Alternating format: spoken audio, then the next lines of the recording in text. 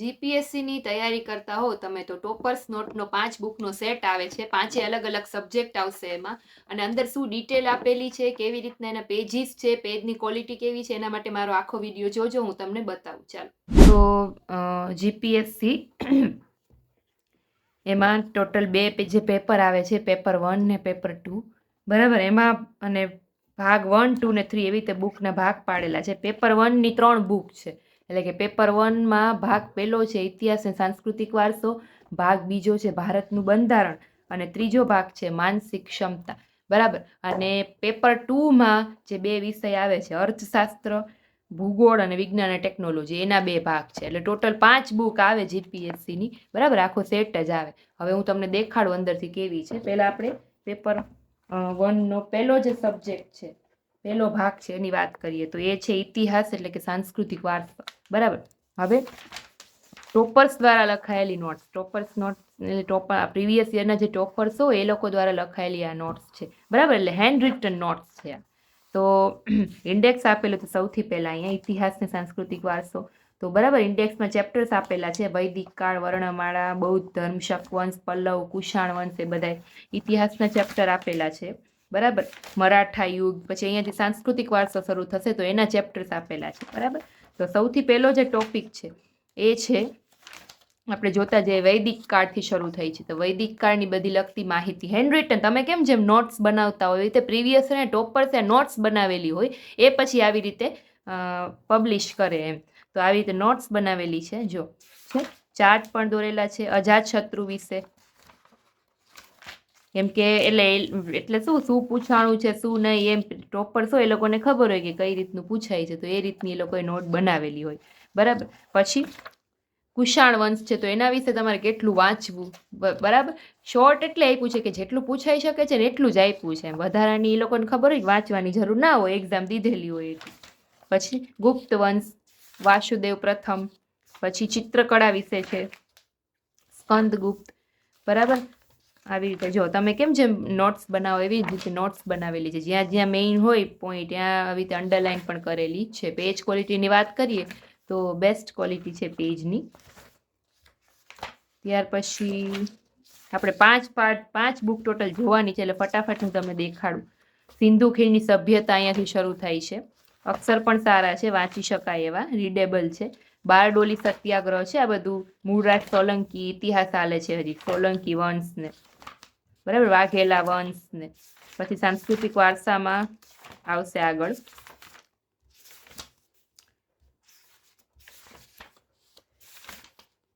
સંસ્કૃતિ, હા અહીંયાથી જો સાંસ્કૃતિક વારસો શરૂ થઈ ગયો છે. લોકમેળા, ગુજરાતના લોકમેળાઓ વિશે છે. પછી ગુજરાતનો ઇતિહાસ, ત્યાર પછી આર્ટ ને કલ્ચર,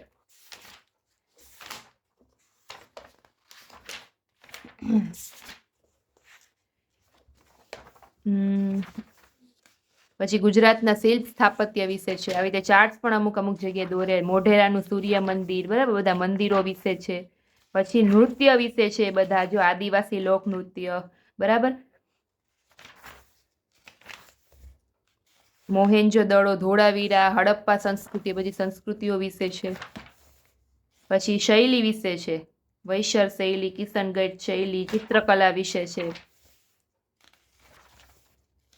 સંગીત વિશે છે, ભારતના લોકનૃત્ય, જો એનું પણ આખો એક ટોપિક અલગ જ આપેલો છે, બરાબર. ટોટલ આપણે પેજની જો વાત કરીએ આ બુકના તો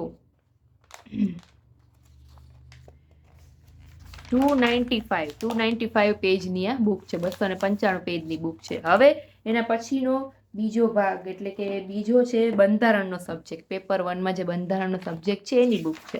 એમાં ઇન્ડેક્સ જોઈએ તો બંધારણનો પરિચય, બંધારણ સભા, બરાબર. પછી અનુસૂચિ આપી છે, ઉપરાષ્ટ્રપતિ વિશે, વડાપ્રધાન વિશે, મંત્રી પરિષદ વિશે, લોકસભા, રાજ્યસભા, વિધાનસભા, પરિષદની રચના, બધું આપેલું છે. જો છે અહીંયાથી શરૂ થાય છે બંધારણ એટલે શું, એના કાર્યો, સરસ મજાની નોટ્સ બનાવેલી છે.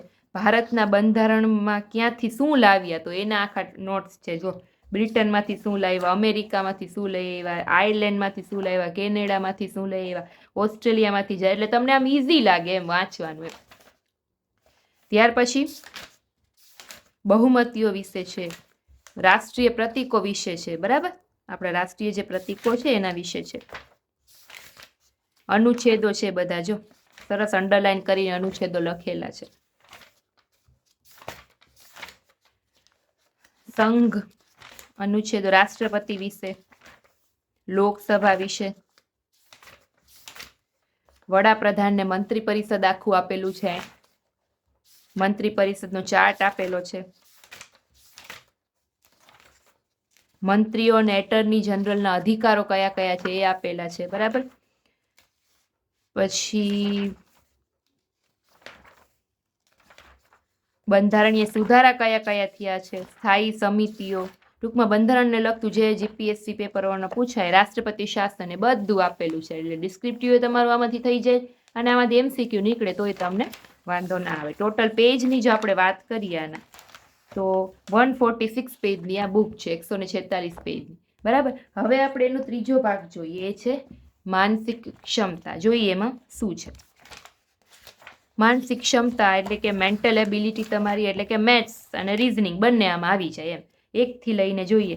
મહિનાના ઉદાહરણ, ઘડિયાળના દાખલા, લોહીના સંબંધ, ક્રમ કસોટી, દિશાંતર, લસા ગુસા, કામ ને મહેનતાણું, ટકાવારી, નફો નુકસાન, ચક્રવૃદ્ધિ વ્યાજ, સાદું વ્યાજ, ગુણોત્તર પ્રમાણ, સંભાવના, ક્ષેત્રફળ, ઘનફળ, આ બધું આમાં આવી જશે, બરાબર. તમને એમ થશે કે આવડી જ બુક, પણ આમાં બધું જે મેઇન હોય એ બધું આવી જાય એમ. જો મેન્ટલ એબિલિટી, સૌ પ્રથમ અહીંયા કેલેન્ડર છે. લીપ વર્ષ કોને કહેવાય, તો દાખલા ગણેલા છે. ઘણાને કેલેન્ડરના દાખલામાં તો બહુ ઓલું લાગે છે, ઇઝ ડિફિકલ્ટ, કેમ કે એવા દાખલા પૂછાય છે કે આ તારીખે આ વાર હોય તો આ તારીખે કયો વાર હોય, તો સરસ સમજૂતી આમાં દાખલાઓ વિશે આપેલી છે. જો છે ઘડિયાળ વિશે. પછી લોહીના સંબંધો, એના વિશે સરસ મજાનું સમજાવેલા છે. ઘણા બધા ઉદાહરણો આપેલા છે. દિશાંતર, અવિભાજ્ય સંખ્યાઓ, કામ ને મહેનતાણુના ક્વેશ્ચન્સ છે. પાઇપ અને નળ ને ટાંકી વિશેના પ્રશ્નો છે. ગુણોત્તર ને પ્રમાણ હશે. પછી આ છે ટકાવારીના પ્રશ્નો છે. નફાખોટના ક્વેશ્ચન્સ છે. ઝડપ, સમય ને અંતરનું ચેપ્ટર છે. અને અક્ષર પણ સમજાય એવા આપણને રીડેબલ અક્ષર છે, બરાબર. વ્યાજના ક્વેશ્ચન્સ છે. ત્યાર પછી સંભાવનાના ક્વેશ્ચન્સ છે. બધા ચેપ્ટર મેં આજે આગળ જે ઇન્ડેક્સમાં દેખાડ્યા બધામાં આવી જશે. ટોટલ પેજીસની વાત કરીએ તો 119 પેજની આ બુક છે, બરાબર. હવે આપણે પેપર 2, પેપર 1 ના 3 ભાગ પૂરા. હવે પેપર 2 માં 2 ભાગ છે. એમાં પહેલો છે અર્થશાસ્ત્ર, એટલે કે ઇકોનોમિક્સની વાત કરીએ. જો હવે ઇકોનોમિક્સમાં પણ ઇન્ડેક્સ આપેલો છે. પ્રકરણ પહેલું, અર્થશાસ્ત્રના મૂળભૂત ખ્યાલો, બરાબર. અર્થશાસ્ત્રનું સ્વરૂપ, અર્થશાસ્ત્રનું કાર્યક્ષેત્ર, કિંમત અને મૂલ્ય, એ બધું આપેલું છે. માંગ, જો આ પણ હેન્ડ રિટન બુક છે. અર્થશાસ્ત્ર વિશે ઘણી બધી વાર મેઇન્સમાં પણ પૂછાય છે જીપીએસસીમાં, તો તમારે ડિસ્ક્રિપ્ટિવ પણ આમાંથી થઈ રહે કે આર્થિક વિકાસનો ખ્યાલ છે, એનો કન્સેપ્ટ આખો આમાંથી થઈ રહે. બાળ મૃત્યુ દર, રાષ્ટ્રીય આવકમાં વધારો, ત્યાર પછી અસ્થિર ખર્ચ, સીમાંત ખર્ચ, એ બધા જે ખર્ચા આવે એ, અનુસૂચિના આવૃત્તિઓ. પછી ચોથું ચેપ્ટર છે માંગ, એટલે કે ડિમાન્ડ વિશેનું આખું ચેપ્ટર છે. કિંમત અને માંગ વચ્ચેના સંબંધના કારણો કયા કયા છે, આવા ઘણી બધી વાર મેઇન્સમાં પૂછાઈ જાય એમ, તો આમાંથી તમને ઈઝી પડે.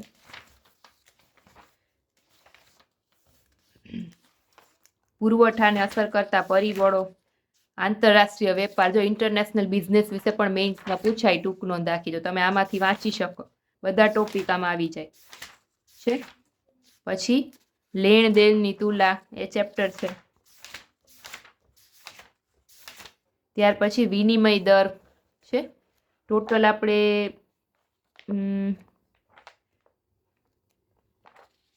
પેજીસની જો વાત કરીએ, ત્યાર પછી જો આંતરરાષ્ટ્રીય સંસ્થાઓ બધી છે આપેલી છે, એના વિશે છે.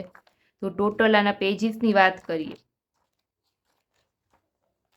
પંચવર્ષીય યોજનાઓ બધી, જો એ પણ છે. પંચવર્ષીય યોજનાનું આખું ચેપ્ટર છે, એ લાસ્ટ ચેપ્ટર છે. એટલે કે 171 પેજની આ બુક છે. પેપર 2 ભાગ બીજો 171 પેજની છે, બરાબર. હવે ભાગ બીજો, ભૂગોળ ને વિજ્ઞાન ને ટેકનોલોજીને આપણે જો વાત કરી, બરાબર, એમાં શું આવશે?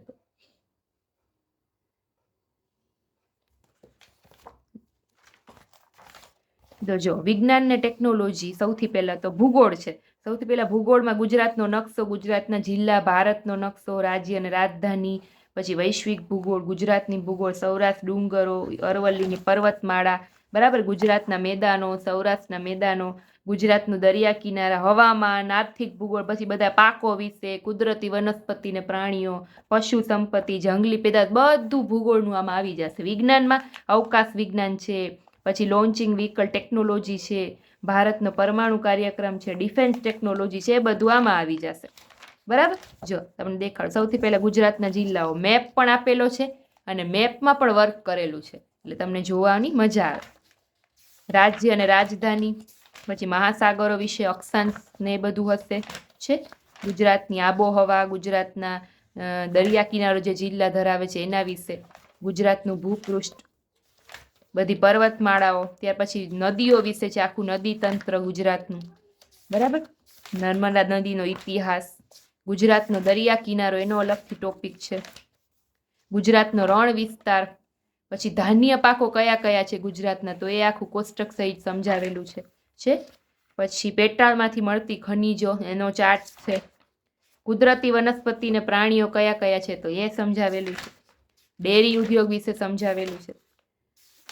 પછી અવકાશ વિજ્ઞાન, અહીંયાથી વિજ્ઞાન શરૂ થાય છે, અવકાશ વિજ્ઞાન, લોન્ચિંગ વ્હીકલ ટેકનોલોજી, ત્યાર પછી સફળતાપૂર્વક જે ભારતીય ઉપગ્રહ જેટલા લોન્ચ થયા છે એનું આખા 2 પેજ ભરી નાખું કોષ્ટક આપેલું છે, 3 પેજ જે છે, ત્યાંથી ઘણા બધા ક્વેશ્ચન નીકળે છે એક્ઝામમાં.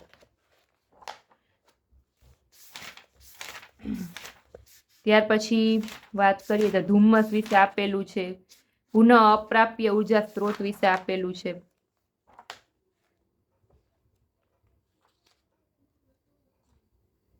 પર્યાવરણના સંરક્ષણ સાથે સંકળાયેલા આંદોલનો, બધા પર્યાવરણની સંસ્થાઓ બધી આપેલી છે, બરાબર.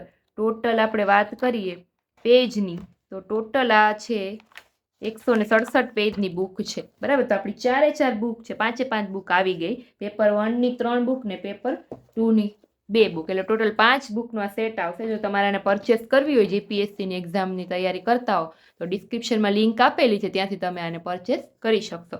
વધુ ફરીથી નવી પાછી એક બુકનો રિવ્યૂ જોવા માટે જે લોકો નવા હોય એ લોકો ખાસ કરીને ચેનલ સબસ્ક્રાઇબ કરી લેજો, અને નેક્સ્ટ બુકના રિવ્યૂમાં આપણે ફરી પાછા મળીશું. ત્યાં સુધી થેન્ક યુ.